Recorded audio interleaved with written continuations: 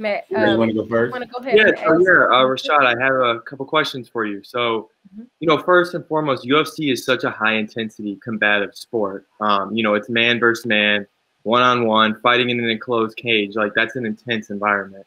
Can you walk me through like the mental preparation that you exercise before each contest? Simply because, we're all traders here and we're not fighting, but trading is a really mind-grueling process. I mean, I can't relate to the fighting experience, but I'm sure there has to be some kind of similarities with, mental. So I'd love to hear that prep that you went through for each contest. Yeah, the real work in fighting usually starts on fight week. I mean, you train for about 8 to 10 weeks, but the true work is that week before the fight. It goes from being 90% physical to 10% mental, to then being 90% mental to 10% physical on fight week. So you got to really make sure you're on top of that mentality and pulling those weeds out of the mental garden.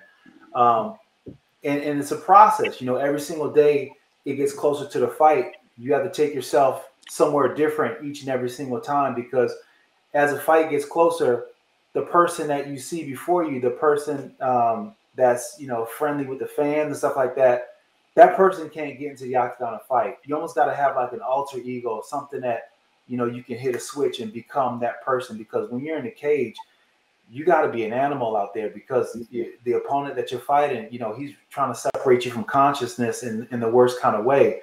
Right. So the stakes are pretty high, and you know that. So you know that you can't be a nice guy in there. You got to bring some kind of meanness. So what I would do is I'll start my process off with a lot of visualization and just really putting myself where I want to be Saturday night.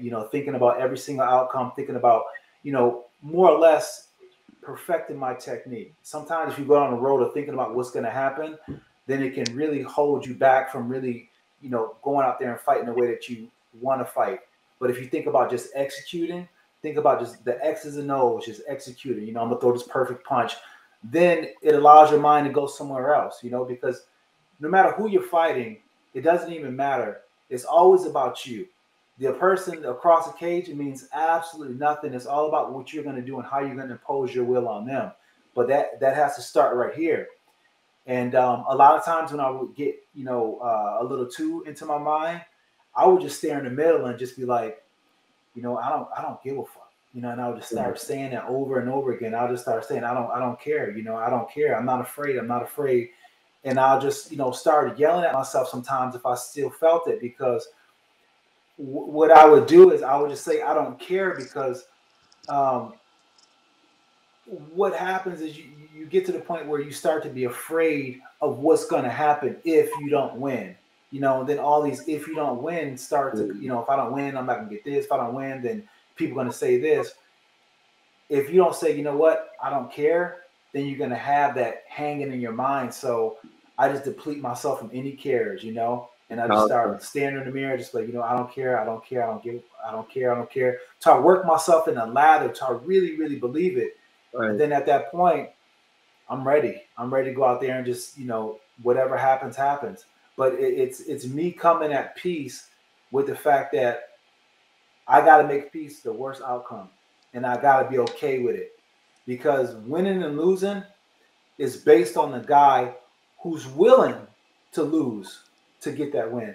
The guy who's just only trying to win, he's not going to take those risks. You got to be able to take the risks in order to get that win. Absolutely, that's extremely powerful. I mean, I've been following UFC all along, and I would say that, in my opinion, you have to be one of the best Ultimate Fighters there's ever been. And I mean, after speaking to you, I like I said, I've been following. You've said in interviews in the past, this is years ago, that you were a shy guy, quote unquote. I'm not really seeing that right now. I'm not getting that vibe at all from you. Because he's hanging out with the Sherm. How did you break free of that? When did you not become a shy guy? Because when you knocked out Chuck Liddell, or we could go on and on, but you were not shy in those fights, my man. So, being at such a high and elite level, when did you get rid of that? When did you smash that? That I don't care, if you will.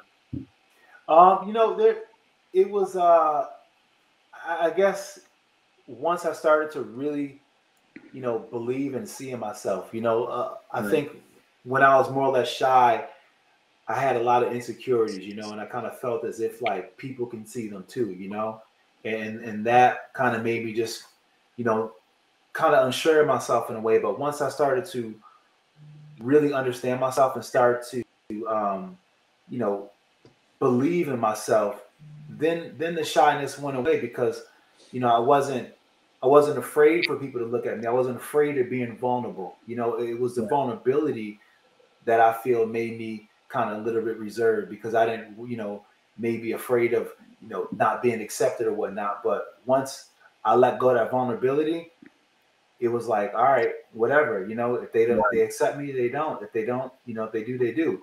Because when I first started fighting, I wasn't a fan favorite at all. They used to boo me like crazy. They used to hate me. You know what I'm saying? And I'll get so upset and take it so personal, it'll make me want to cry, man. And then, you know, I had to realize that these people, they don't hate me. They hate the character. You know, they hate this character that they think I am. You know, if these people don't really know me in life.